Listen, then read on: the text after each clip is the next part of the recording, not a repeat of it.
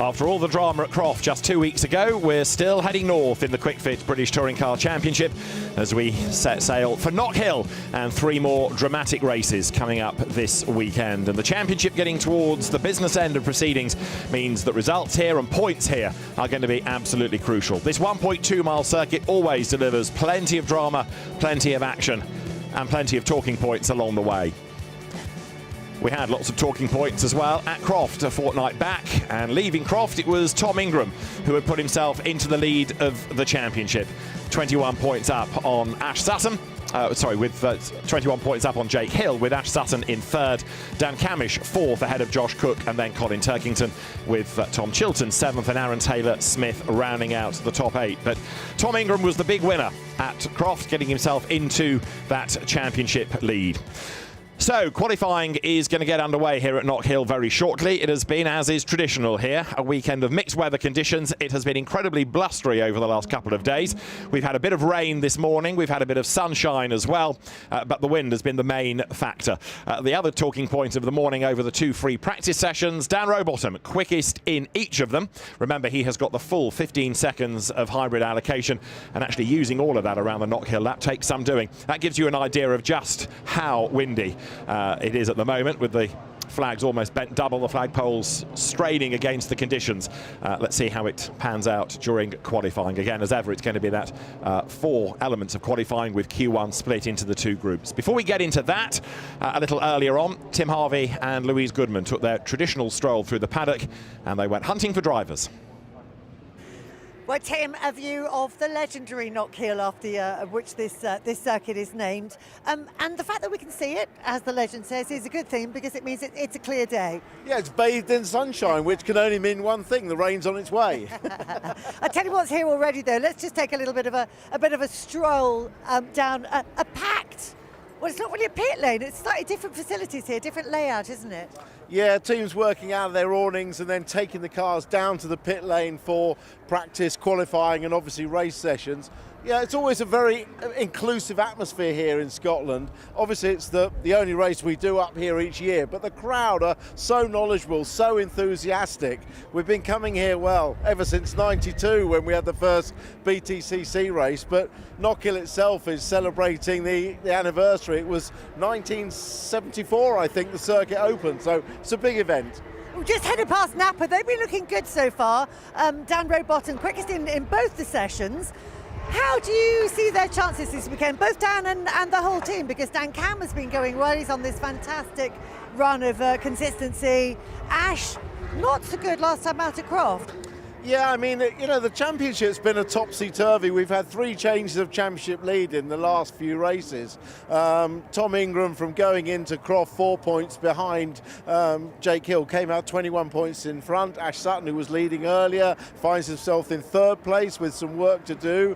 But yeah, the cars are looking very strong. Dan Rowbottom, of course, has got the full 15 seconds of hybrid allocation to use, which actually just using 15 seconds round Knockhill is not easy, but there's a few really good places to use it, like coming out of the final hairpin uphill, so a power increase of sort of 30 to 40 horsepower is a big advantage there. So he's got to be a strong favourite for a qualifying on pole, but it's just a case of where Ash Sutton, Tom Ingram and those with less hybrid can also qualify. Traditionally, this has been a rear-wheel drive track, hasn't it? Certainly in race terms it has been. I think 11 out of the last 18 or 19 race wins have all been rear-wheel drive cars.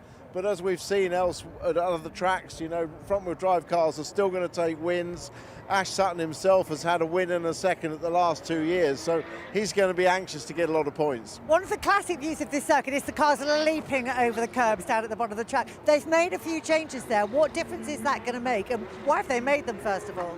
Well, they're trying to stop the cars using all 4 wheels over the inside, and it's a case of they're new curves, and the drivers in free practice have been experimenting to see just how greedy they can be. But we're in for some spectacular shots there, and the guy that can get through that chicane fastest and straightest will make up a lot of time. And as people can tell from my own personal windsock that's going on here, it's not just windy, it's really gusty. That's going to have an impact, isn't it? Yeah, the wind at the moment is behind the drivers coming up the long straight. That's to their advantage. But where they're turning into turn one, Duffers, and turning into Clark, it could hurt them. So they could get a lot of understeer there for some cars. They may be changing their setups, but a gusty wind is definitely not what you want. Top tip for qualifying, who's your money on?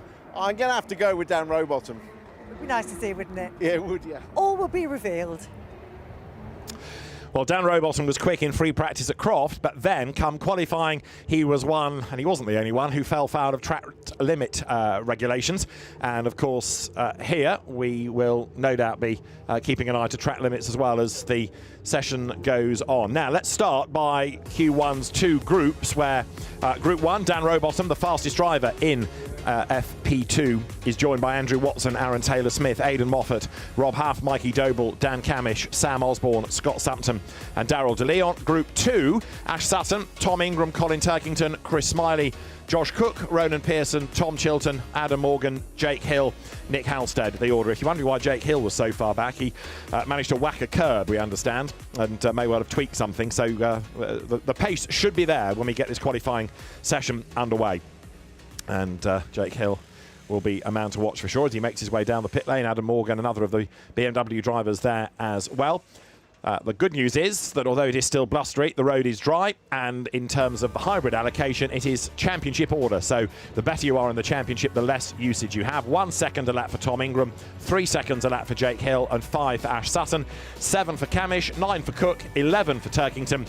Tom Chilton, Aaron Taylor-Smith are tied on points, so they get the same hybrid allocation of 13 seconds each. So then, we are about 2.5 minutes away from this qualifying session getting underway. There you can see the slightly different livery on the Napa Racing Fords, supporting a specific charity this weekend. Ash Sutton amongst the drivers who are going to be doing a track walk tonight, for which fans are allowed to come and join, as long as they make a donation.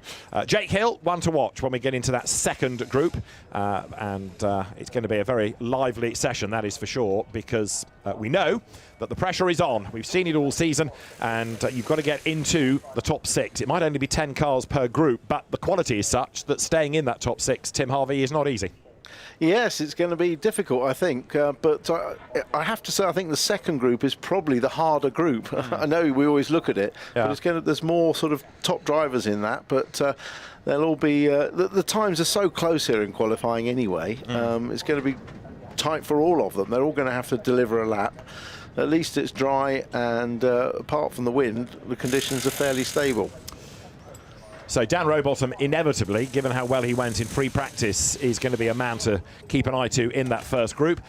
Track limits, 2 key areas, the exit of the chicane and then the next corner, Clark Curve. That's the 2 areas really that is being most obviously policed. So that's coming out of Clark. You can see you've got the blue and white curb, then the green, then the red, then the gravel. But really, if you go over that blue and white, that is where you start to get into trouble. And Daryl DeLeon, in fact, in that second free practice session, was even black flagged for exceeding track limits too often.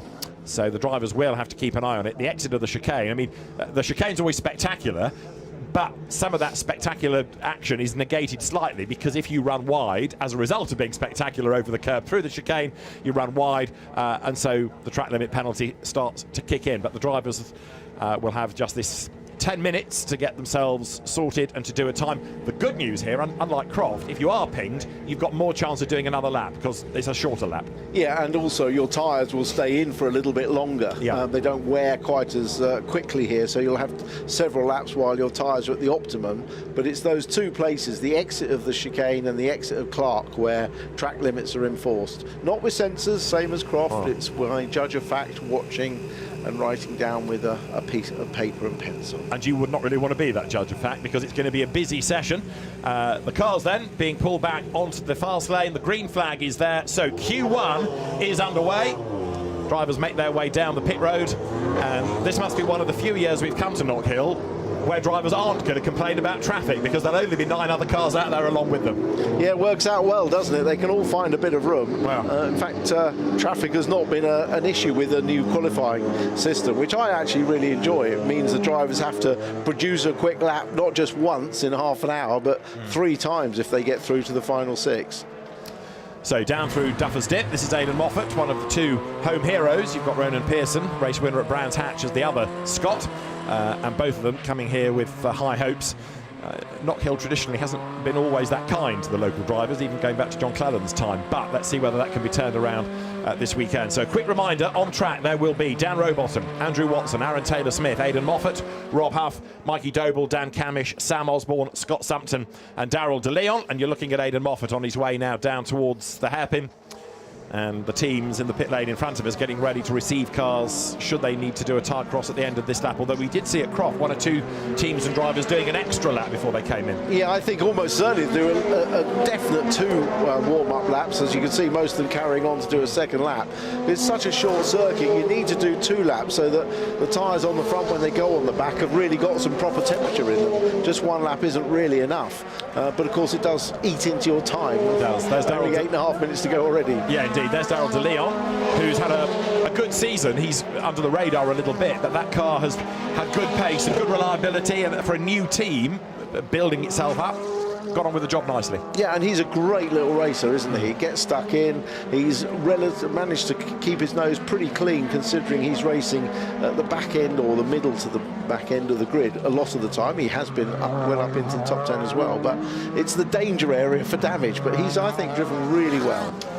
So he's going to head to the pit lane by the look of it, and we are, with the clock ticking on down, 8 minutes already. Time does fly, as Daryl De Leon then did actually go through. He didn't pit, but Aidan Moffat is going to by the look of it. Scott Sumpton has gone through, so the pit lane gets busy. In fact, Daryl De Leon has pitted, but he got a lap time by dint of coming through the pit lane to get to his team at the pit out end. Some of the teams able to operate from the covered structure. Others, the other side of the brow, have to live out in the fresh air, and Daryl De Leon is at the pit exit end. The cars go in nose first. You can't have them nose to tail. They've got to be at 45 degrees, otherwise they just wouldn't be in the room. No, it's herringbone is the official description for that style of parking. So as you look at the Napa Racing Ford of Dan Camish up on the stilts, in comes Dan Rowbottom. So nobody as yet has done a proper lap time. All the times that we have are from cars coming into the pit lane. And I think I'm right in saying, am I not, that this is purely a front-wheel drive session. All of these 10 are front-wheel drive cars. Yes, it is. We'll have more action in at the start of the second group, because all the rear-wheel drive cars, the BMWs, are in that group. Looking at Scott Sumpton. Concentrating hard. In his first season in the championship, Scott Sumpton for Restart Racing. So the Cupra accelerating now along that short straight up towards Clark Curve. This is a part of the circuit where track limits carefully policed. That's certainly okay, but it's not even a push lap, so it would be. Yeah, it would be. You can use the painted section of curve, but not the bit beyond it. So it's fairly clear where you can and can't go. Yeah. Now, in terms of a time, Dan Rowbottom was in the 51s in free practice, 51.8 in the first, a 51.1 in the second. Last year's pole lap, Ash Sutton, a 51.2. So that gives you an idea. We're looking for times in the low 51 second bracket, or even a high 50 if we can possibly get to that. Right, on board with Scott Sumpton, down through Duffer's Dip.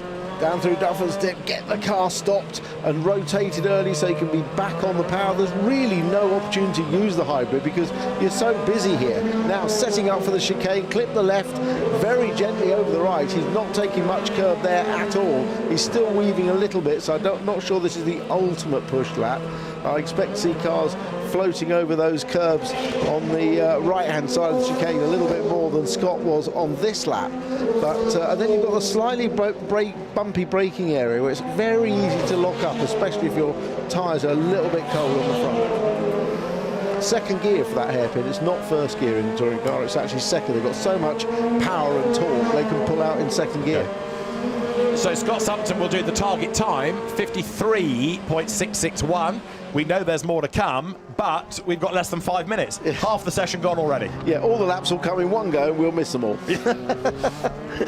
So Daryl De Leon comes out of the hairpin. Let's get him across the line. He did a 58. Scott Sumpton's lap taken off him for track limits. Blimey. So he's had one lap and it's already been taken away. Scott Sumpton loses the lap. So Daryl De Leon does a 53.9. Aidan Moffat a 54.7. Dan Rowbottom goes second, 54.2. Rob Huff up to third.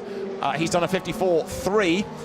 Staying in that top 6 is crucial. Doesn't matter where you are in the 6. Okay, the further up, the more secure you might be. But as long as you're in the 6 and progress, that's the aim. Absolutely. Sam Osborne goes to the top. Aaron Taylor-Smith goes to the top. Times are changing. 51.7 now. We're in the 7s, but remember, we're looking for a low 51 to be relatively competitive with what we saw this morning in free practice. The actual qualifying record was set by Rory Butcher back in 2019. That was a 50.4. So it was some way quicker than we went in pole last year. Now, the order is changing all the time. Aaron Taylor-Smith has had a lap taken off him.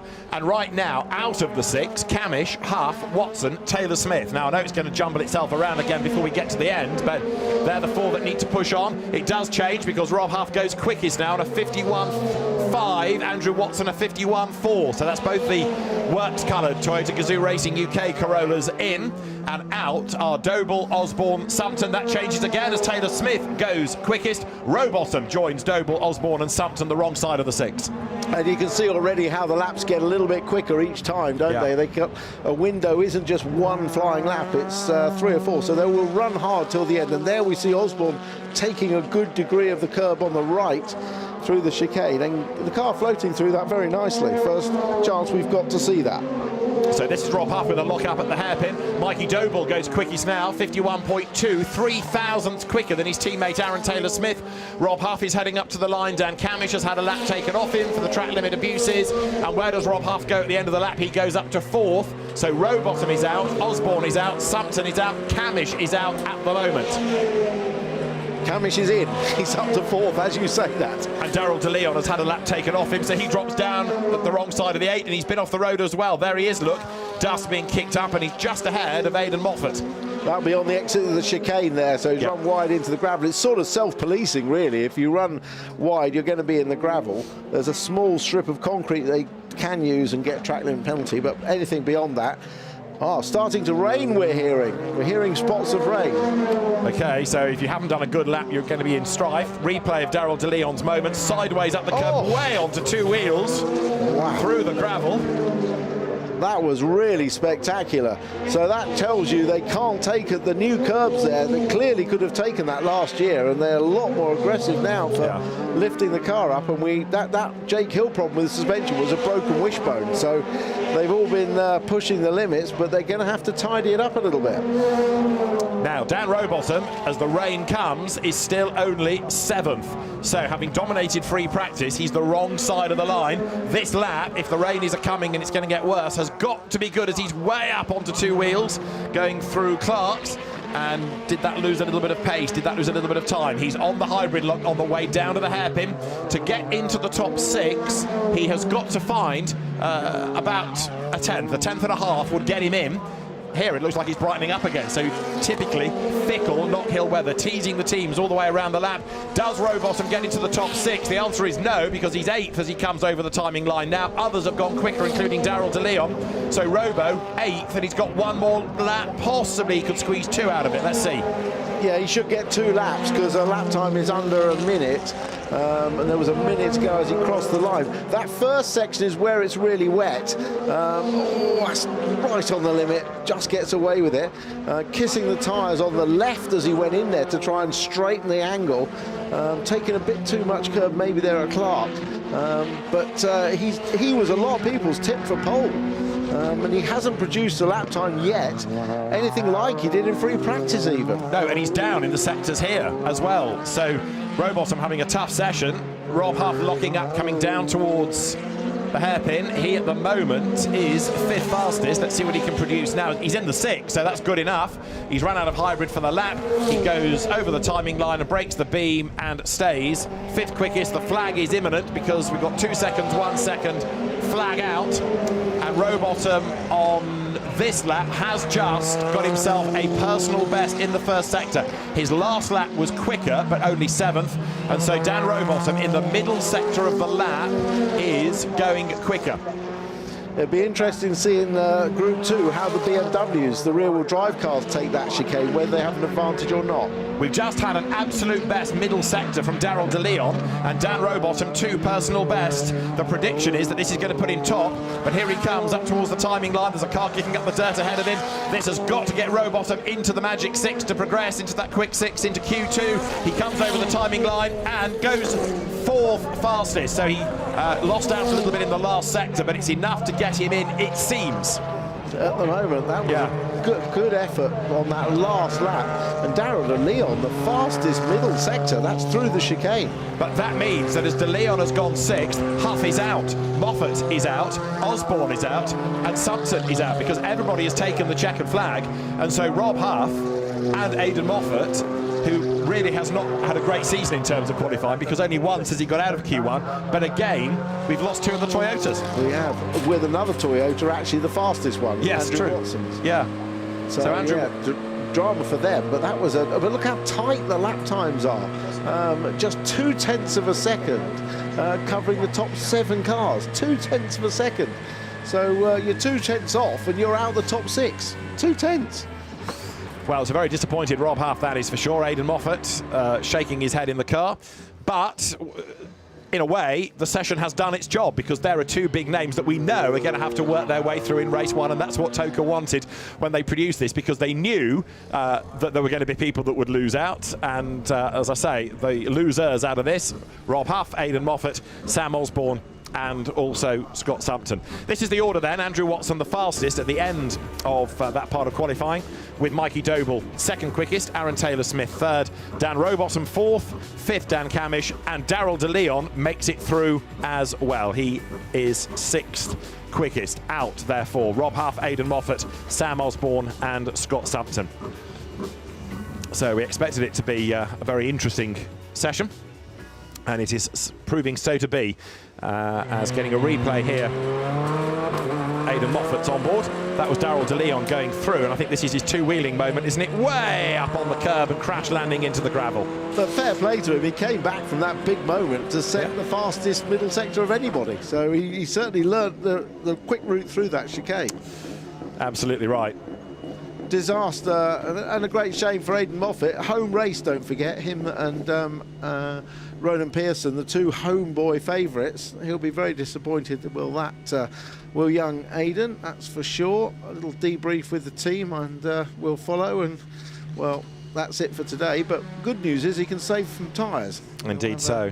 A few better tyres for tomorrow, as Group 2 is already on the way out. It is indeed. Right, so this is going to determine the next 6 out of the 10 that go through, and frustrated drivers now having to sit and watch.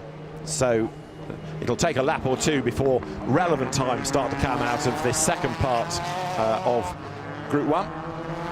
Ash Sutton there making his way out on track. Remember, it's Sutton, Ingram, Turkington, Smiley, Cook, Pearson, Chilton, Morgan, Hill, Halstead in this 10, based on the finishing order from the second free practice session. So up towards the chicane goes Ash Sutton, and then accelerates down towards Clark's. But a couple of laps, then we'll anticipate 1 or 2 cars to come in. The BMWs then, who've all got themselves into this second group, we anticipate should stay out. Yep, they will definitely stay out. Take them 3 or 4 laps to actually get their tyres all up to the right temperature and pressure. You have to build it quite carefully when you're not swapping tyres over. The rear-wheel drive cars obviously don't need to, because they can accelerate the rear tyres and they can steer and brake on the front to gradually warm the tyres up together, whereas the front-wheel drive cars, stating the obvious, the rear-wheel drive is just freewheeling round, so not so easy to get temperature into them, which is why they cost them in the first place. All on soft tyres. Ronan Pearson, the other Scot in this session. Sadly, we saw his countryman Aidan Moffat out, but here we are on board with Ronan, a race winner already this year. Indeed so, and local support. Last couple of mornings, as I've staggered around Dunfermline for my morning run, there's this huge advert with his face and the car on it from the local sponsor. Ronan put me in my place when I mentioned this to him by pointing out that it was also part of his lap for his morning run, which is twice as long a lap as mine. Yeah. Thanks, Ronan. Did he also point out that he's a very good-looking young boy and your face would only put people on a poster? No, that just went unsaid. Yes. Yes. But a given all the same. Precisely so. Yes, I've got used to it over the years. Thanks. Now, some smoke coming out. One of the Napa cars, I thought, as it came in the pit lane. Could have been just a brief look. Could have been a hot break, but some smoke was coming out. There's Sutton in this group. He's the only one, isn't he? Yeah. Out of Napa. So there isn't a problem there. Right, Jake Hill over the timing line. For what it's worth, that lap is a 55. We know there's a lot more to come, and you could see as he came up to the line, he was still weaving to get more warmth into tyres and get the pressures up. But that's your benchmark as the front-wheel drive cars cross the tyres. So it's going to be advantage BMW for now. But it's going to be interesting to see which BMW comes out on top with, of course, differing allocation of hybrid for the drivers for this. Jake Hill, then, you're looking at up towards Clark. Let's see what he can do through the corner. That's okay, but equally, it's not an absolutely committed lap. No, he's still weaving, so still building, but he's pushing on a bit, even though he's warming his tyres. This has been a great circuit for Jake in the past. He had his first ever win here in 2019. That huge point score that he got in 2022, I think that was 59 points out of, which is always a really good score. So it's a good circuit for him.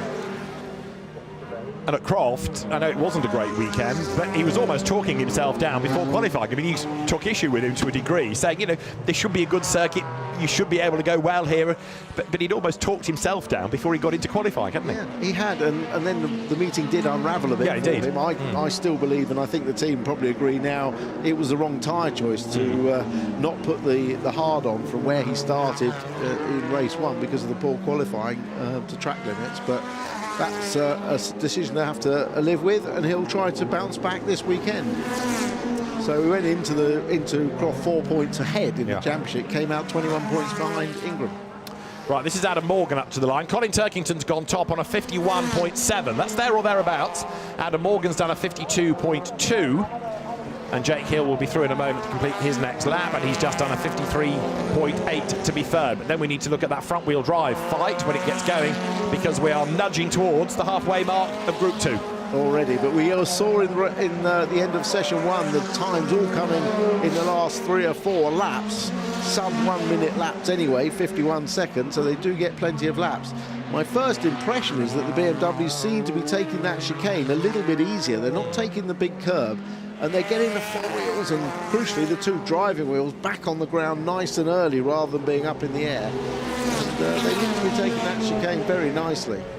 Ash Sutton rejoining the session behind the BMW of a 2-wheeling Turkington then, who comes up through Duffer's Dip.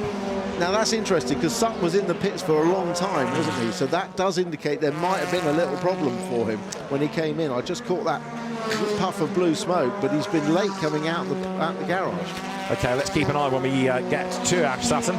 Looked OK leaving the pit lane, but of course it wasn't at proper pace. This is Turkington out of Clark's, and that's OK in terms of the curb use. That was the next spectacular 2-wheeling moment of the day. Not quite as good as Darrell de Leon's at the chicane, but good enough.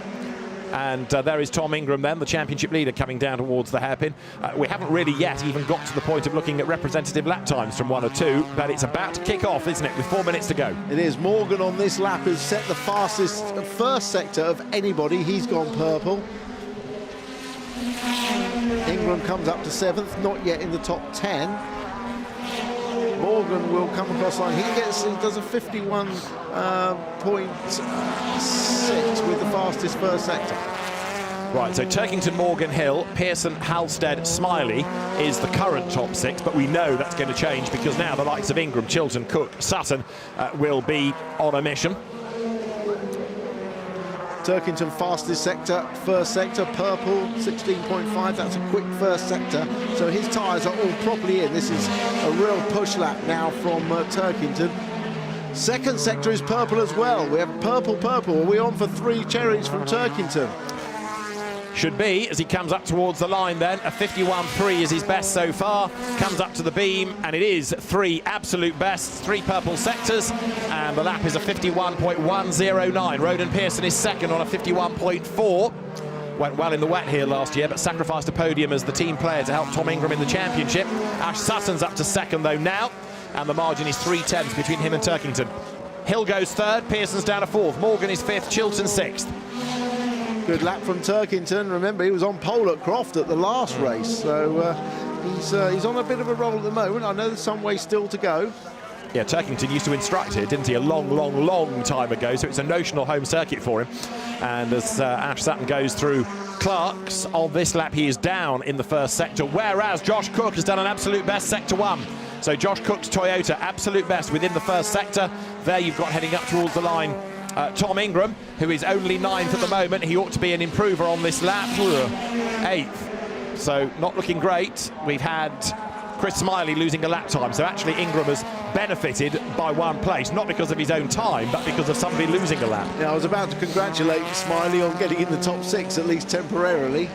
But at least he knows the pace is in the car, but he's only got 2 or 3 more laps. That's very high. You see how high the car goes, and that was track limits as well. It's great to watch, though. It's great to watch, but I don't think it's the quickest way round. And there, with very nearly all the car over the white line, Ingram is pushing on. So a personal best in the first sector and in the second, and he's already run out of hybrid then. He's used all of that towards the end of that middle sector. Here he comes out of the hairpin, so he's got to try to get himself into the top 6. The fear would be over this lap and whether it exceeded track limits, as Tim pointed out. So over the line, we've got another lap being taken off Nick Halstead. Ingram goes through, lost out in the last sector, stays 8th. Yeah, all of his hybrid, you say. It's only 1 second that he's got to use. True. And I think that's where he's really struggling. There are others with more hybrid, and they're getting more time. Yeah, Jake Hill has only got 3 seconds a lap, hasn't he? But he's 4th and is about 2/10 quicker than Ingram. Here comes Adam Morgan, and he's 4th fastest now. Adam Morgan up to 4th. So we've got less than a minute to go. Ingram did have that lap taken off him anyway, as Tim was predicting. So out at the moment, Ronan Pearson, Chris Smiley, Tom Ingram, Nick Halstead. That was a smoother lap. You could see on the onboard the car didn't lift up as much, and I'm sure that's quicker. It's not in Tom's nature not to attack the track, but that might have been wide there. That was looked marginal. But certainly through the chicane, he was took a neater line without using the curb, and the car was quicker. Okay, so the one that's vulnerable is Josh Cook. Josh is 6th, so if anybody can get themselves into the top 6, it will be at his expense. Ingram has just improved to go 7th, so Tom Ingram missed getting ahead of Josh Cook by 25 thousandths of a second. And he's slower on this next lap, so I rather fear that Ingram may be done. The checkered flag is imminent. Ingram will end the session on this lap, and he was slower within the first sector. Coming up to the middle, and he is slower again. Yes, so Tom Ingram ain't going to be an improver on this lap. So Josh Cook looks as though he survived, and frustration for Ingram, yes, but also frustration for Ronan Pearson with far more hybrid use. Yeah, definitely. He should have been able to get further up, I think. So for some reason, those Hyundais are not working quite as well as they'd have hoped. So Colin Turkington, the fastest, and Josh Cook is just, it seems, going to hang on. Ronan Pearson hasn't taken the flag, but is slower in the sectors, and Chris Smiley hasn't taken the flag, but equally is slower in the sectors. So I think Josh is going to survive. Up to the timing line he goes, and stays in the top 6 as he comes through. So that's everyone across the line now, apart from Smiley. So that's it. It's going to be Turkington, Sutton, Chilton, Morgan, Hill, and the final one from this 6, Josh Cook. And again, some hard luck stories from frustrated drivers. Tom Ingram, inevitably, is going to be amongst them, as he will head back to the pit lane, and for his sake, hopefully it will only be the lack of hybrid rather than something more sinister. But the point we were making about Ronan Pearson also struggling, having said that, Tom Chilton was 3rd, yeah, so it's good for one Hyundai, not so good for the other 2. Exactly. They got one through there. A bit like Toyota, you know, 2 have gone through, 2 haven't, so it's not necessarily down to the cars, is it? I think the drivers are, with only a limited amount of practice here this morning, struggling to find the quickest way through that chicane. Could well be.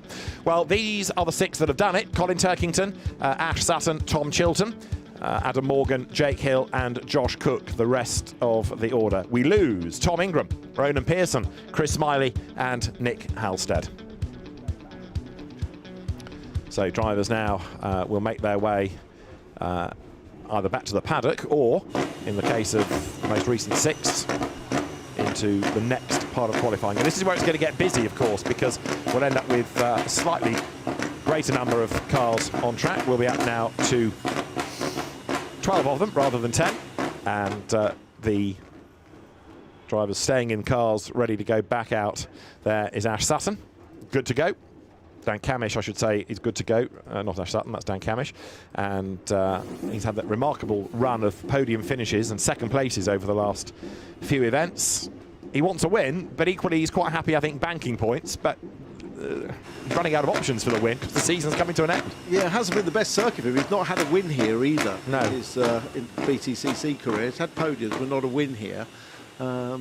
Just a mention that all of the Napa Racing crew, that's just the touring cars and the minis, all their driver suits and crash helmets are currently up for auction for the charity they're supporting this weekend. So a very worthwhile cause and definitely worth a look if you fancy some as-used racewear.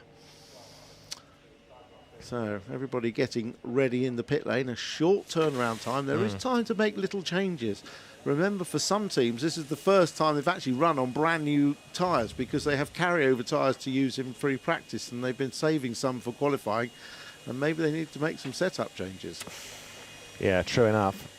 And we saw, didn't we, at Croft, how drivers, and Tom Chilton was an example, who'd gone so well in Q1, just couldn't replicate that in Q2. I think you said something along the lines of all he's got to do is drive that lap again, but just couldn't do it. No. Easier said than done. It's easy for us to say it, but that'll be an unhappy Tom Chilton climbing out of that car. There'll be an inquest with Spencer Aldridge, his engineer. Yeah, Tom Ingram frustrated for sure. And he might be willing to talk, but the frustration knowing that Ash Sutton, his championship rival, and Jake Hill, his championship rival, have both made it through. Yeah, you do get the feeling that there's something not quite right with that Hyundai, more than just a couple of seconds worth of hybrid use. However, for the rest of the teams, qualifying continues, and it is now time to look forward to Q2. 12 drivers, 10 minutes. We're looking for the top 6. There is Tom Ingram with furrowed brow, and Spencer Aldridge with his headset around his neck, looking at the data, looking at the screen, and will no doubt have some thoughts, and he and Tom will debrief and try and think positive for tomorrow. We know that Tom Ingram can battle his way through from the back when we get to racing. So he and Spencer Aldridge discuss that session, and we'll also keep an eye on what happens next in terms of who's going to be around him on the grid. The green flag is being shown, ready to get Q2 underway. So there are the cars with the busy teams cycling them through. Darryl De Leon is on his way down the pit lane. Aaron Taylor-Smith is on his way down the pit lane. Mikey Doble. So Power Max getting both cars through. 2 of the Toyotas. Tom Chilton venturing out. And as the cars set off onto the track for Q2, before we get into that, let's hear from Tom Ingram. He's with Louise. Tom, undoubtedly a frustrating result for you. You've got virtually no hybrid here. How much is that the issue here? I think that's the thing that we can put it down to. We knew that we were going to be around about a half a second deficit around here. We knew it was, from just the calcs that we'd done coming in, it was always going to be a 2 tenths to Jake, 3 tenths to Ash. Realistically, half a second if you've got it or haven't got it. So we knew this place was always going to be difficult, but it is what it is. Look, am I disappointed? Of course I am. Am I going to lose any sleep over it? No, because it's the reality of the situation. It is what it is. We'll have a play tomorrow and see where we end up. The frustration of success, but I'm sure, I mean, you're going to be going all guns blazing tomorrow, so it's going to be quite spectacular, that's for sure. Of course, yeah, there's obviously, you've got to be mindful of a couple of things around here, and keeping out of trouble is always one of them. It's a shame the car actually felt fantastic, and just watching it from behind, the car actually felt really nice. It's just that effect of the hybrid that you're always lacking that little bit, and you've got to remember that we use the hybrid effectively on 2 laps. So if you're starting your qualifying lap, you use it out of the corner to the line. So if we're saying it's 1 second that I had, it's more like 2. If we say 3 is like 6, you double it. You can deploy around about 4.5 seconds, maybe a little bit more depending on your deployment speed, out of the final hairpin to even begin your lap. So it's a big effect around here. We always knew it was going to be a big effect around here, but yeah, I'll keep a smile on my face and see what we've got tomorrow. See you out there tomorrow. Cheers, Luke. can start thinking about changing his routine tomorrow. We've got we've got the medium and the soft tyre. He might well start the first race on the medium tyre and build for the next two on the soft tyre. That could be a plan if he's starting well down the grid. Well, even before we get to that, there is also a little bit of weather to think about maybe. There's a rather ominous black cloud looming over the hairpin. It wasn't that long ago that we heard there was rain falling, then the sun came out, and now it's clouding over once more. But again, you get used to that at Knockhill. There's the blue sky over Duffer's Dip and black cloud over the hairpin. To the pit lane then comes Dan Camish, and the tyre cross will happen. There is Jake Hill staying out on track in the BMW. He is behind Josh Cook, who is not yet up to proper pace in the Toyota. Jake gets through on the inside, and the clock ticks on down. 7 minutes. Remember, we've got 12 cars in this element of qualifying, and we'll whittle them down to 6. So the question is really, can you see the top of the hill? And from our commentary box, the answer is yes, which only could mean one thing: it's about to rain. Indeed so, yes. So, Colin Turkington has done a notional quick time. There is the top of the hill, just to prove that we can see it. And look the other way to pit exit. Daryl De Leon is about to rejoin with Uppers as Jake Hill comes over the timing line. And now it's going to get very, very close indeed in terms of the times, because you've got, as we proved, the fastest 12 drivers thus far, and they all have to be in somehow, that magic 6. So we're going to lose some big names inevitably, and the hard luck stories will continue. So let's see where we end up. Jake Hill, Adam Morgan and Colin Turkington are the three that have done a proper-ish time. Even those BMWs will go quicker, we know, but it's the front-wheel drive cars now after that tyre cross that we need to keep an eye on. So we've got, as you can see, 6 minutes on the clock now. There is Dan Rowbottom coming down towards Duffer's Dip, and he now is onto a flying lap. Jake Hill is the fastest, and Jake Hill is going to go even quicker, because let's look at that graphic. He's done 2 absolute bests across sectors 1 and 2, and as he goes across the line, actually lost out a little bit in sector 3. He does a 54.0. Adam Morgan quicker than him, 53.9, but Adam Morgan with a full hybrid allocation, 15 seconds a lap around here. Looking at Rowbottom then, remember this was the driver that was fastest in FP1 and in FP2. Fell foul of track limit problems at Croft, staying the right side of officialdom here, and he comes down towards the hairpin as we almost now get to the halfway point. Josh Cook, absolute best sector 1. Yeah, definitely the cars with the maximum amount of hybrid in this qualifying session, or this section of qualifying, are going to have the advantage, and that is Watson, Doble, Rowbottom and Morgan. They have, and De Leon, who have the full 15 seconds of hybrid allocation. This is Colin Turkington's teammate Adam Morgan coming out of the hairpin. Same livery on those 2 cars as against the laser beamer of Jake Hill, which is the fastest now. Jake has just done a 50.949, best lap of the day. Now, said at the start of the session, we might get people into the high 50s. We have, and Jake Hill is the first of them. That's a really impressive lap, especially given how little hybrid he's got. That is a fantastic lap. That's going to get him through, I think, to the top. Look, he's trying not to take too much curve on the right, and it's working for him, isn't it? It is. Josh Cook's gone second, and the margin is just over a tenth. It's Colin Turkington now goes to the top, and way off there is Daryl De Leon getting through the gravel. Radiator full of grass. He's going to have to come in and get that out. He's going to soak up valuable time in this session. Right, so Turkington, Cook, Rowbottom up to 3rd and Hill down to 4th. So that lap was good, but now we're into the 50s from Colin Turkington. So Jake Hill goes through, and he may have had a lap taken off him. He has had it, because he was in the 50s himself, wasn't he? But it's gone. He's down in 4th now with best lap time showing us a 51.1. So he obviously had that lap time taken away, but I didn't see it on the screen. No, me neither. That's why I was slightly hesitant. Right, Dan Rowbottom then is 3rd. That's the driver you're looking at for Napa Racing. Colin Turkington's done another absolute best in the 1st sector. Rowbottom is doing personal bests. He's got to be in that top 6. Aaron Taylor-Smith has just gone up to 3rd at the expense of Rowbottom, who should be able to fight back. Personal best up to the beam. Goes up to 3rd with an absolute best in the last sector. So Rowbottom is 3rd. Yeah, that probably will get him in. It's 51.0. The times are a little bit quicker in this session than we saw before, aren't they? Yeah, they are. We've had a lap time taken off Daryl De Leon. Well, we saw that, didn't we? Yes, not surprising. Seems like adding insult to injury when the poor guy's been off the road. And Rowbottom as well. Dan Rowbottom, like at Croft, has done it again. Time disallowed for track limits. So he's still in the 6th, but he's down to 4th. This is De Leon in replay. He did well to hold it, but he's definitely exploring the limits there. In fairness, you can't argue with that. Yes, I was off the track. Held my hands up. Right, so Rowbottom is now down to 5th because Andrew Watson has gone up to 3rd.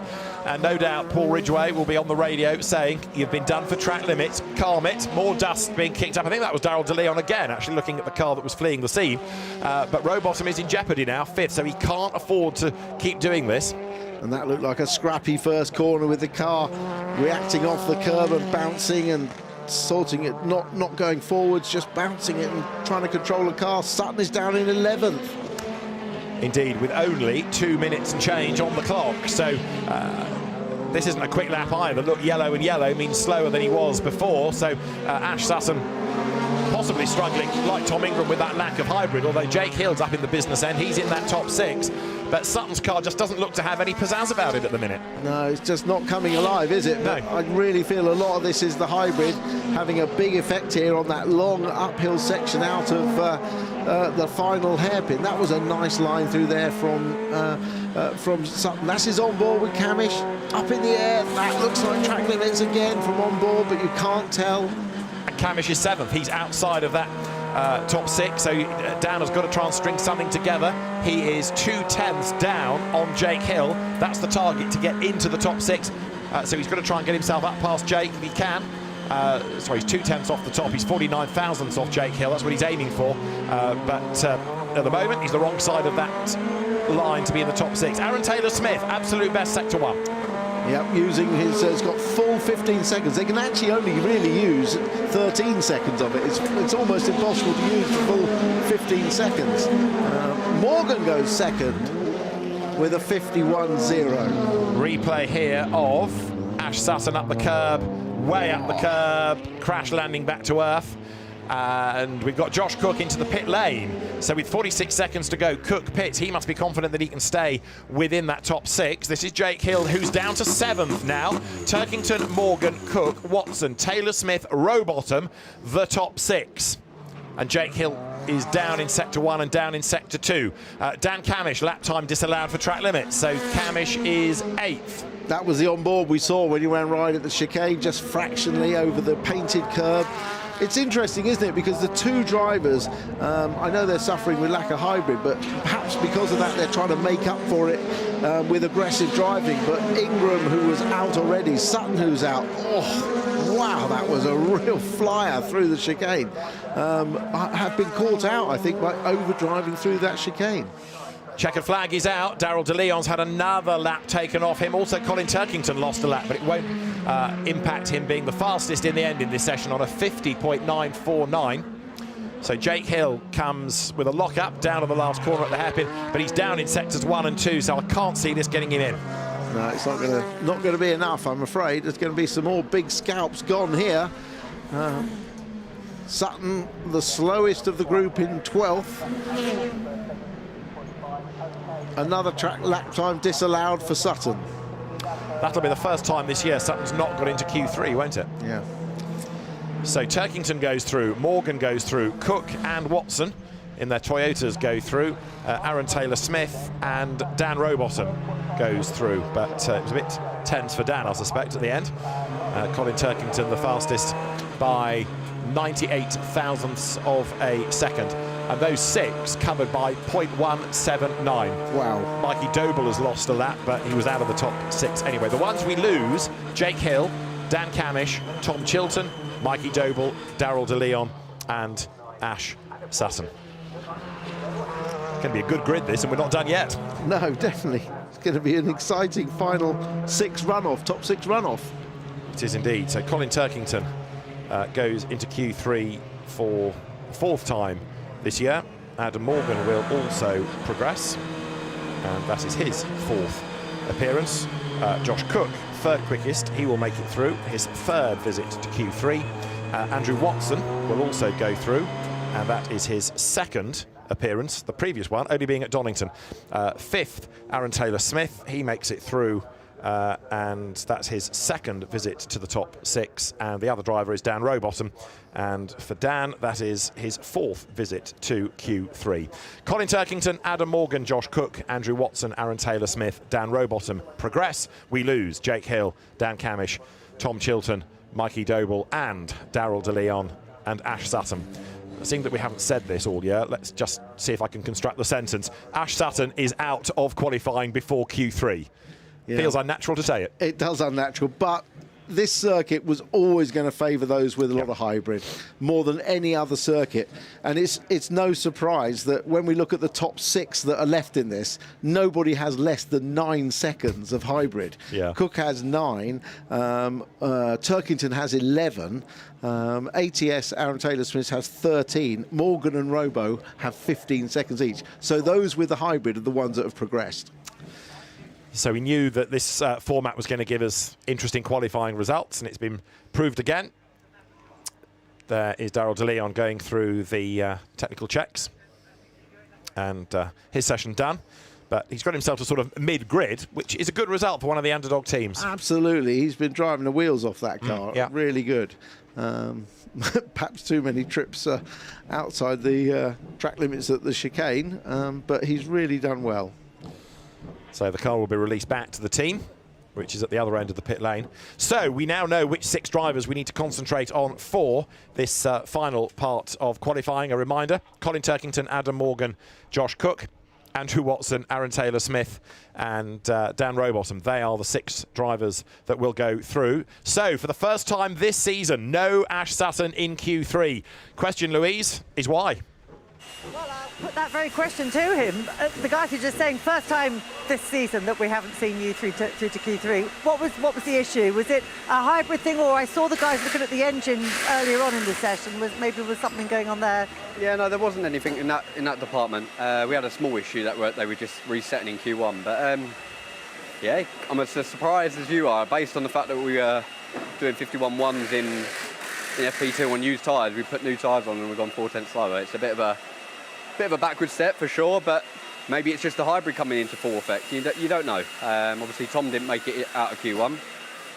Me and Camo are the sort of next few rivals. Obviously, I know Jake's made it through, but it favoured a bit of a real drive car here. Whether it's a hybrid, I don't know, but it makes tomorrow a little bit more interesting, doesn't it? Was the car feeling different? It wasn't. This was what we were just discussing on the radio. The car felt really nicely balanced, really good. Just no lap time come from it. So every now and again you get that from a race car. They've got their own mind sometimes, but look, we'll evaluate it as a team, because it looks like Camo had a similar sort of issue, and we'll go from there. See you out there later. Cheers, thank you. So Ash Sutton, a bit like Tom Ingram, being as upbeat as he can be, but already they'll start to think about, as you mentioned earlier on, tyres, reverse engineer the weekend. How can they make the maximum out of what's a not terribly prepossessing grid position? But even so, he's better off than Ingram because he made it through one extra element, so he's further up the grid anyway. Yeah, and you know, here as much as anywhere, probably more than, being mid-grid is a difficult place to race in. There's a lot of action, a lot of potential for problems. I mean, we're guaranteed an interesting grid and some fantastic racing tomorrow. I'm already looking forward to it already. Hold that thought for 9.5 more minutes, because we just need to work out the front 3 rows effectively. Andrew Watson flicks the car sideways out of Duffer's Dip. There was Colin Turkington going through. And Dan Rowbottom is on track as well. So 10 minutes, 6 cars. This determines the order at the front. Everybody else, of course, you take the order of those that didn't progress out of Q2. That's the next part of the grid. And then it's the order of those that didn't make it out of Q1 to finish off the grid. So we know how much of it will form, but not necessarily as yet the first 6 places on this grid. Andrew Watson then for Toyota Gazoo Racing. You're looking at heading down to the hairpin. I think Colin Turkington has a really good chance here, because the way the circuit is now with those curbs at the chicane, it rewards a really smooth, precise driving style. He's got 11 seconds of hybrid, virtually the maximum you can actually use around here. It is a good rear-wheel drive circuit as well. All the cars are lining up very nicely for Colin. Let's see if he can deliver it. So over the timing line, onto a flying lap goes Colin Turkington. It might be 2 or 3 of these laps before we get to a proper area of lap time, but we know he can do high 50s now. So Colin Turkington has looked so impressive during Q1 Q1 and Q2. Now he's got to do it for the third time. Got to deliver a bit of traffic up the road, but that may well change as the session cycles through. 8 minutes remain. So Turkington has done, for what it's worth, an absolute best in Sector 1, but it's a slightly phony absolute best, as nobody else really is pushing as yet. No, he's just got to make sure he's got a clear track when he does actually go for his laps. You've always got the issue of the front-wheel drive cars coming out of the pit lane slowly, having crossed their tyres when you're on the fast lap, having not pitted in the rear-wheel drive cars. But he needs to find a good space for when his tyres are ideally warmed up and pressured up. So Turkington goes through, but that lap on a 56, we know he's going to come down and down and down. Adam Morgan has gone through. Taylor Smith and Watson have pitted. And the other two are Josh Cook and Dan Rowbottom, and they've stayed out as well. There is Josh Cook going through McIntyre's as you look out of the chicane. Adam Morgan with Colin Turkington behind him. Yeah, and Turkington's got his teammate to follow. Sometimes it's quite nice to follow another car. It just gives you that marker for braking points, and he might even pick up a tip or two from somewhere on the track that Adam is quicker. So quite a nice position for Colin to be in. Right, so down to the hairpin come the two BMWs. The different windscreen strips to help with identification. Andrew Watson's about to join the road the other side of the brow, pit exit, as over the line goes Adam Morgan to do a 54.2. Josh Cook up to third. Dan Rowbottom quickest now. He's pulled the pin quite early on a 51.0, so Dan Rowbottom goes to the top of the times. He's 3 seconds clear of anybody else, assuming that lap stands, because we know what track limits are like around here. But for the moment, he has, if you like, gone early to get in certainly at one decent banker lap. Well, the other thing is he hasn't crossed his tyres.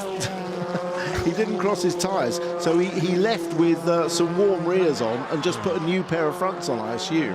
But very aggressive driving. But yeah, 51.0, that's right on the money. It is indeed. So Rowbottom then, with just under 6 minutes on the clock, comes down to the hairpin. It's going to go quicker again, isn't it? Because look, he's done two absolute bests, comes down to the hairpin. Front left corner looks a little bit bruised, doesn't it, as he comes up towards the line. Colin Turkington further up the road. Let's see what Turkington can do. He's been doing personal best, but Rowbottom goes through. He lost out in that last sector, but even so, a 50.970, quicker again. Yeah, he went quicker than his lap before, so he's the first one into the 50s. We know that's in the ballpark, 50.9. It'll be what Colin Turkington and the others can do. Look how smooth that car is through there. Looks absolutely perfect. Dan Rowbottom, lap time disallowed for track limits. Oh, would you believe it? He did do two of them, so one goes, one stays. He's still the fastest because he went quickest and then went even quicker. It's the second of those that's been taken off him. So when I said a banker lap, it was worth doing. Well, his 50.0 has stayed, 51.0 has stayed, his 50.9 has gone. That's it. So he hasn't lost too much. No, he's still up though, he's still the fastest, but again, track limits, Dan Rowbottom. Over the line goes then Adam Morgan. He is briefly the fastest, and then Colin Turkington behind him goes quicker. So it's Turkington, Morgan, Rowbottom now the order. Yeah, and the new quickest lap we've seen, a 50.8. So, yeah. Right, so Colin Turkington the fastest by 0.120 of a second. And just to prove how competitive it is, for fifth in the times, Aaron Taylor-Smith is ahead of Andrew Watson by 1,000th of a second. And Colin Turkington's backed off a bit on this lap, so whether he's just saving himself for another push lap, but he's backed off a bit on this lap. So he'll go again for sure, unless it's just to let the tyres have a breather. Getting a replay of Adam Morgan coming down towards us, and Turkington in the background. Is this why he's backed off? Big lockup. Yeah, he had a moment through there, just got the car stopped. He had to turn in a bit early and just straighten it a little bit, but that's obviously why he's backed off on this lap. May have to change that tyre, but there's so little time left, he wouldn't get up to temperature, so maybe he's just going to have a feel and then try again. Aaron Taylor-Smith up to second. Andrew Watson, lap time disallowed for track limit, so Watson falls to the bottom. It's Turkington, Taylor-Smith, Morgan, Rowbottom, Cook, Watson. Right, 3.5 minutes are on the clock, so Andrew Watson is going to try to go again. Aaron Taylor-Smith is, at the moment, 58 thousandths off pole position. Yeah, and interesting looking at these two front-wheel drive cars, Watson and Aaron Taylor-Smith. They too not taking the big curve, getting through there with the car nice and flat, bit of a direction change, but you're keeping the four wheels on the ground, you're getting more traction and rotation that way. Lock up from both Watson and from Taylor-Smith coming down to the hairpin. Are we finding greens and purples? We're finding greens from Andrew Watson, certainly. And the lap time that he does is a 51.1, but it doesn't haul him up from 6th. So Andrew Watson goes faster, but stays at the foot of the times. Taylor-Smith remains 2nd. 3 minutes to go. Andrew Watson, another lap time disallowed. So that one that he's just done to put him, or keep him 6th on a better lap is taken off him. And then he had 3 wide as some are on a quick lap and others are trying to slow and find themselves clear track space. So we've got just 2.5 minutes to go. Watson is going to have to, he'll be chatting to his engineer. They're having a little think about what they need to do. The time is definitely in there for a top 3 place potentially, isn't it, for Andrew Watson? So this is the man that's fastest, Colin Turkington, then heading up towards the line. And that was a slower lap. Now we'll see whether he can push again. Turkington, remember, with 11 seconds a lap of hybrid, so he's got quite a lot at his disposal. We're waiting to see what he can do at the end of that first sector. Drops down the hill through McIntyre's towards Butchers. The climb up to the chicane. He's still down in sector 1, though. Yeah, I think his braking is a little bit more conservative into turn 1. He wasn't as aggressive in there. It was neat and tidy, but not quite as quick, and therefore not matching his best first sector. Not far off it, only hundredths off it, though. An absolute best sector 1, though, from Aaron Taylor-Smith. So Aaron Taylor-Smith in the Evans Halshaw Power Max Racing Vauxhall Astra, absolute best within sector 1. And as Turkington comes to the hairpin, there is the Irish driver who absolutely nothing seems to phase within this championship. And Aaron Taylor-Smith charges down to the hairpin. He's down in the middle sector. Again, only by a 10th, though, so in that sector. Let's see what he can do at the end of the lap. The time he's aiming for is better than a 50.8. His own best is a 50.9, and it's a 50.897. He's narrowed the margin, but he stays 2nd. 35 thousandths is the difference. So mad, close. isn't it? And then 85 thousandths back, Adam Morgan for 3rd. 63 thousandths off him is Dan Rowbottom. 29 thousandths back, Josh Cook. And Andrew Watson's had yet another lap time disallowed. I've lost count of how many he's lost in this. I think it's about 4 now. It's probably at the same place, but once you get into a rhythm of doing the same thing, it's very hard to break that. So Andrew Watson staying 6th. At least he can't do any worse than that, I don't believe. Track limits at turn 6 is what is now being told to the teams on the message line of the timing display. That's the exit of the chicane. It is. Yeah. Right, we are into the last 20 seconds of the session here, and Colin Turkington looks as though he's done enough. So yeah, he slowed down. Yeah, he slowed down. I'm looking to see if anybody else out there is still improving. They might be able to in a sector, but not over the lap. No, I think the tyres are now just used their best. Pushing on still. That's another track limit as well, I'm afraid. Every lap he comes out wide at the chicane. So provisionally the order is going to be Colin Turkington from Aaron Taylor-Smith, from Adam Morgan, the checkered flag is out. Dan Rowbottom is 4th. Colin Turkington has had a lap taken off him, and so has Dan Rowbottom, but they're recent ones which weren't any quicker, so it doesn't particularly matter. Rowbottom 4th, Josh Cook 5th, Andrew Watson 6th, as Colin Turkington heads to the pit lane. So Colin Turkington down the pit road, and he is provisionally the driver with not only pole position to his name, but now a 30th career pole position to his name. So we had quite a few anniversary stats racked up by Colin at Croft, and he started in the same vein here at Knockhill. Yeah, a good effort. Watson didn't improve on that last lap either. He did have a lap time taken off him, though, which I think was his last one. So poor old Andrew Watson has had a pretty torrid session, but at least he's 6th. So Colin Turkington goes through the weight check area, then the cars are released down the pit lane. They go all the way around the back and then get to Park Fairmay, so it takes a little bit of time before we will get drivers at the end of this session. There is Andrew Watson. Celebrations have begun at Team BMW for Colin Turkington then, career pole 30, and he makes his way then towards the pit lane. He was on pole position at Brands Hatch, he was on pole position at Croft, a third of the season, equaling what Tom Ingram has done this year. Right, let's have a look at that order then at the end of the session. Colin Turkington fastest in Q3 from Aaron Taylor-Smith and Adam Morgan. Dan Rowbottom fourth ahead of Josh Cook and Andrew Watson, rounding out the top 6. And the margin just 35 thousandths of a second between Colin Turkington and the opposition. Turkington has driven through the pit lane, so he's on his way round the back of the race control building and the pit building there, down towards Parc Fermé.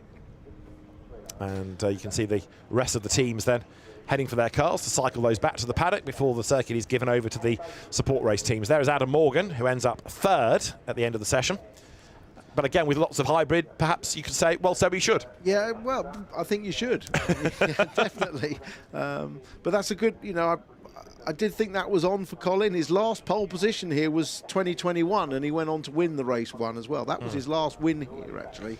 So he's got to be a favourite for that. Well, there is Colin Turkington then. Third pole of the season and 30th pole of his illustrious British Touring Car Championship career. His pole winner's water bottle presented to him on the roof of the car. There'll be the obligatory photographs with thumbs up or the P1 sign. And by a tiny margin, says Louise Turkington, it's pole position. So a happy driver, a happy team, and a happy dad, I think, somewhere down there as well. Saw Trevor Turkington, yes, just over Colin's right shoulder in the background. Right, so Colin Turkington for pole position. We'll hear from him very shortly. Aaron Taylor-Smith second. He will get to the Parc Fermé area shortly as well, and Adam Morgan for third. So 2 BMWs, but well done again to Evans Halshaw, Power Max Racing, and Aaron Taylor-Smith. But it's Colin Turkington then on pole position, and once he stops celebrating, Louise, he's all yours. Yeah, just rightfully taking the plaudits from the team as well. Congratulations, Colin. 2 on the bounce, but a 30th career pole in the BTCC. Well done. Yeah, nice round number. Yeah, my BMW felt really good there, Louise. It's always qualifying's the first time you put new rubber on in the session, and I think we just got it right today. It's you go into these qualifying sessions and you just hope to make it out of Q1. You see the end result and I'm on pole, but the mentality at the start is I hope we get through Q1 because you just don't know where the pace is going to be. But my car was really hooked up and we just chipped away each session and probably found a 10th. So the guys told me it's super close between myself and Aaron. So not much left. Not much left in my car. So yeah, great start to the weekend. We could see Louise just saying to you that was so close. Were you aware of that inside the car? No. Probably a good thing. Yeah, maybe so. It's a fine line because I knew I was top of the timesheets, but then how much do you risk it going for another lap that's even quicker? Everything's already on the edge. It's a big risk to try and go and find another 10th. So you're almost circulating, waiting on the call, saying, okay, you're P2, you need to go again, but that call never came. So yeah, delighted, and Adam's P1, P3. So yeah, great qualifying. It looked like you were thinking about it at one point because you were seriously pushing hard. I mean, a big lock up at one stage. Yeah, I think I tried to go again and lock up into turn 1 from memory. Again, that's just what I said. You start the lap trying to sneak a bit more. And it wasn't there. As soon as I locked the right front, then, that lap is gone. And to be honest, that probably compromised the rest of my session a bit because, well done, mate. Because a bit of vibration on the front right. So every time I would sort of push again, I would catch it somewhere else on the lap. So enough was enough. I knew not to do anything silly and throw it away. You've got to look a little way down the field to find the guys who are in the championship fight. I can't remember exactly where Jake qualified, but Ash out of the top 6, Tom way down there. So it's about making hay whether we get sunshine or not tomorrow, really, isn't it? Yeah, I think so. It's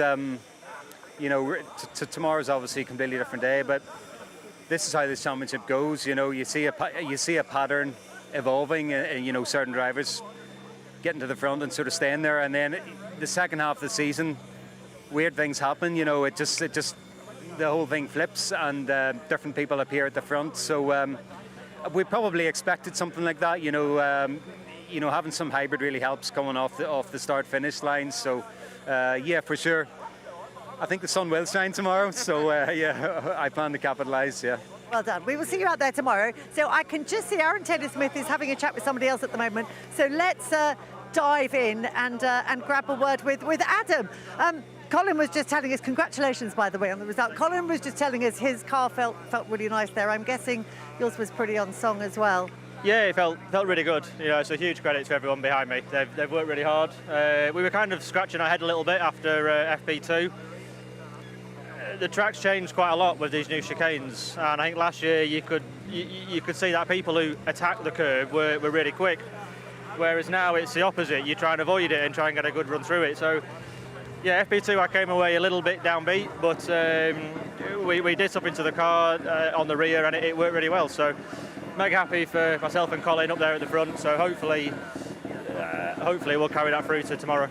How much of a recalibration has it been for you and for everybody else in terms of the way that you attack, or, as the case may now be, don't attack that chicane? Well, I mean, don't tell Gordon, but I think he's ruined it by having that big chicane. You know, as drivers, we all love attacking that chicane and just flying all the way through it, and you can't do that now. So I think don't tell him, but it's still one of the best tracks to drive. You know, as drivers, we always love coming here because it's a different type of track to any other, and it's just such good fun, and I had a few hairy moments in that one then, so I'm happy I brought it back in one piece and we're up at the sharp end. Well, and what are your thoughts? What can you do with that sharp end start when it comes to racing tomorrow? I think being in P3, me and Colin are kind of on the flats near the front, so hopefully we can get a good jump off the line, and I'll be more than happy to stare at Colin's bum the entire race. Well done, well done. Right, we need to have a little wander round now, and it's a little bit tight here in this parked firm at Note, where I'm going to have to do a little push past. Apologies to Alan Hyde as I dash past him. But as a man up here I want to get to have a chat to, so I'm just going to butt in and say a huge congratulations. That was so close, wasn't it? You were almost right on the pole, but front row start. I don't know what's going on here, to be honest. I looked down at the dash and I was like, wait a second. That seems very fast. So I'll just, then I backed off and I did another lap and it went slightly quicker again. So no, I think even like to be in contention for challenge for poles against these manufacturer teams is something that I think everyone at Evans Halshaw and Powermax should be so proud of. I found it's just easier if I just drive faster. Because like I've been getting advice the whole time of just drive the car faster, and it seems to work. So it's just clicked, and for whatever reason, we seem to be on a bit of a roll at the moment. You absolutely are. I feel like we're having lots of conversations, which is a really good thing to be happening. We're kind of best mates now. Haven't seen you for about 15 years. You're back, You're back. And what can you do with this car? I mean, we've seen it's obviously a very good qualifying car. What's it going to be like as a race car? I think we learned a lot at Croft going from qualifying to race one. That now puts us in a much better position. So I probably like detuned the car a little bit with the team for race one at Croft. Now we know we don't have to, so I feel I can push on in this race, and if I can stick it to Colin, I will. You know, I want to try and get this team a win again and see what we can do. But around here, being at the front is a huge advantage. You know, it's so tight, it's so twisty. Just having a bit of clean air will make a world of a difference. Well done, congratulations. No, thank you. Oh, sorry, Oakley's at home probably watching this on TV, so I just want to say I love you, and I'll see you tonight. There you go. Back to you guys. Thanks, Louise. Well done then to Adam Morgan, Aaron Taylor-Smith and Colin Turkington as the top three. And that teases up nicely for what's going to be another great day of racing here at Knockhill, with all the supporting action to come as well on ITV4 tomorrow. We are going to be on air from 10 past 11 tomorrow. Rounds 19, 20 and 21 of the British Touring Car Championship, plus Carrera Cup GB, plus the Mini Challenge, plus Formula 4, plus Legends as well. Going to be a really good day of action from Knockhill. Right, we'll see you tomorrow morning then, and to find out whether Colin Turkington is going to be able to come out on top for another race win, and indeed how that championship situation pans out over the course of the day. 10 past 11 tomorrow, ITV4 is where we'll be. For now, from Knockhill, from Louise Goodman, Tim Harvey and David Addison, it's goodbye.